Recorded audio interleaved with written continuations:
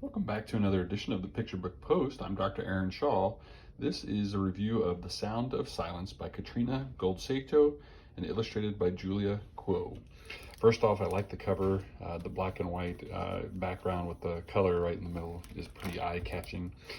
This is the story of a little boy that is going through the streets of Tokyo and trying to figure out, already likes the sound, but eventually somebody tells him that the greatest sound is the sound of silence. So he spends the rest of the book trying to figure out the sound of silence.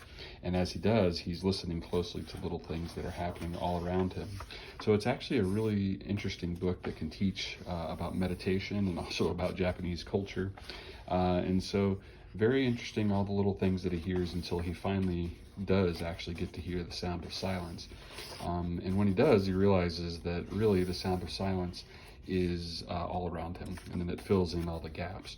And then you find out in the end of the book that this is actually comes from a very famous composer in Japan that worked on the Kurosawa movies and things like that. And he was asked what his favorite sound was, and he said it was bamboo clashing together and also silence.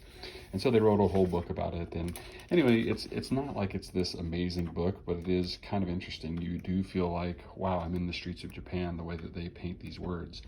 Is this going to be something wonderful for kids? I'm pretty skeptical of that.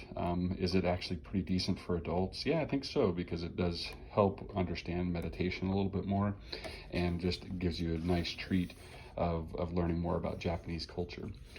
So that being said, I would say that this is an okay book, not a great book for kids, but an okay book for adults. So go check it out, see what you think, and we'll talk to you next time on the show.